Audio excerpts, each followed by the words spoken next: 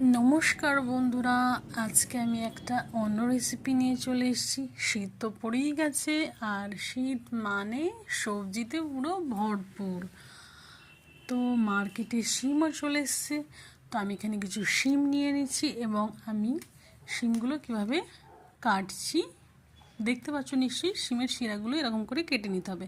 By the way, আমি আজকে বানাচ্ছি শিমের ভর্তা। প্রথমে ছবিটা দেখে নিশ্চয়ই বুঝতেই পেরে গেছো। যাই হোক, এরকম শিমগুলো তুমি হাতেও কাটতে পারো, আবার ছুরি দিয়েও কাটতে পারো। তো এরকম শিমগুলো কাটা হয়ে গেলে তারপর শিমগুলোকে ধুয়ে নিয়ে শিমগুলো কড়াইতে সিদ্ধ করতে দিতে হবে। ভালো করে সিদ্ধ করবে, কারণ কাঁচা সবজি তো খাওয়া যায় না।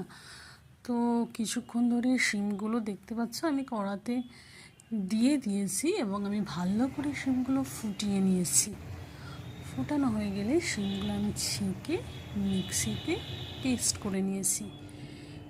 এরপর কড়াইতে তেল দিয়ে তাতে কাঁচা লঙ্কা, কালো জিরা, রসুনের ফোড়ন দিয়েছি। যখন একটু স্মেলটা বেরোবে তখন দিয়ে দেবে শিম বাটা। তবে হ্যাঁ, আমি এটা আজকে ফার্স্ট টাইম বানালাম, বাট খেতে দুর্দান্ত। সাধারণত শিম ভাতে শিমের ঝাল এগুলো কেউ খেতে চায় না, বিশেষ করে বাচ্চারা। বাট আজকে আমাদের বাড়িতে সবাই এটি খেয়ে খুবই প্রশংসা করেছে। তোমরা ভিডিওটি দেখো এবং ট্রাই